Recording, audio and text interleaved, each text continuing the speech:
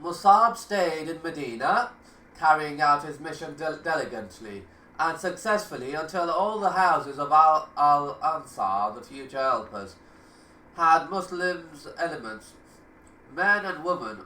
One family only stood obdurate to the Islamic Dawah call. They were under the influence of the poet Qais bin Aslat, who managed to hold them at bay and screen off the call of Islam.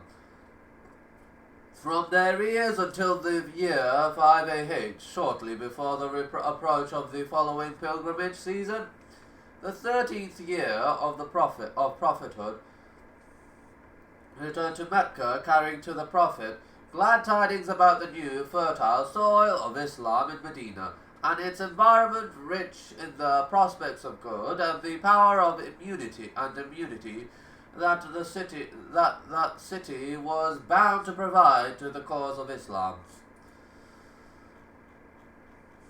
The second Aqaba pledge. The next year, 13th of prophethood, June 6 to 2 AD, during the pilgrimage season, over 70 converts from Medina came in the trial of their polytheist people to perform the rituals of pilgrimage in Mecca.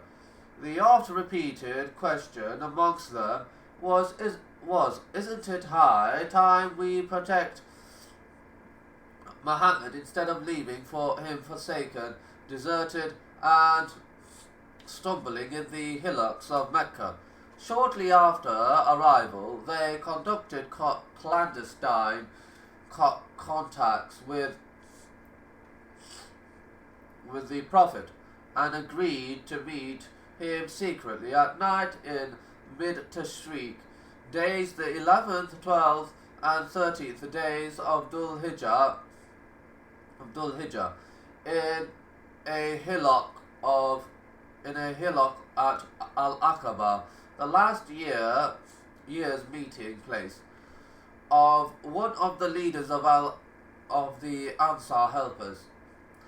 Gave an account of the historic meeting which changed the whole course of the struggle between Islam and paganism. He said, "We set out for pilgrimage and struck horrendous veers in the mid-Tashriq days. We were accompanied by a celebrity and a notable of ours called Abdullah, who was still a polytheist. We disclosed to him our intention of meeting Muhammad and exhorted him to join our ranks and give up polytheism, lest we should serve as wood for hell in the hereafter. He promptly embraced Islam and witnessed the serious meeting of Al-Aqaba.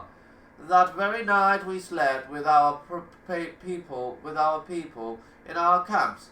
After a third of the night had elapsed, we began to leave stealthily and met in a hillock nearby. We were 73 men and 2 women, Nusayba, from the Najars and Asma.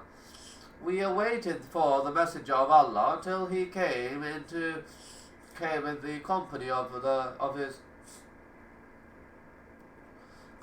his uncle, who, though himself not a Muslim, adjured us not to draw his nephew away from the protection of his own kindred unless we were fully prepared to defend him, even at the risk of our lives.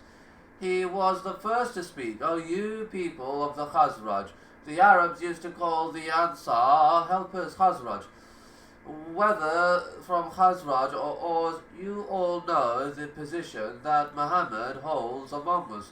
We have protected him from our people as much as we could. He is honored and respected among his people. He refuses to join any party except you. So if you think you can carry out what you promised while inviting him to your town,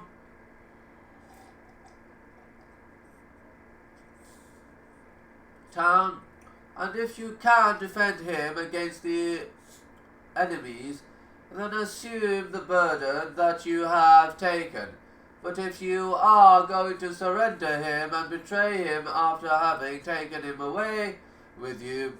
You had better leave him now, because he is respected and well defended in his own place. We have heard your words, and now a messenger of Allah. It is for you to speak and take from us any pledge that you want. Regarding your Lord and yourself, it was a definite stance, showing full determination, courage, and deep faith to shoulder the daunting responsibility and bear its serious consequences. The Messenger of Allah then preached the faith, and the pledge was taken. Al-Imam, on the authority of Jabir, gave the following details. The Ansar helpers asked the Messenger of Allah about the principles over which they would take a pledge. The Prophet answered, to listen and obey in all sets of circumstances, to spend in plenty as well as in scarcity, to enjoin good and forbid evil. In Allah's service you will fear the censor of none. To defend me in case I seek your help, and debar me from anything you debar yourself, your spouses and children from. And if you observe those precepts, paradise is in store for you. In another version narrated by Ka'b, he said, the Prophet began to speak, recited some Quranic verses, called people unto Allah, exhorted them to enter the fold of Islam, and concluded saying, I give you my pledge that you debar me from whatever you debar your woman and children from. Here Al-Bara caught him by hand and said, oh yes, we swear by Allah, we sent you as a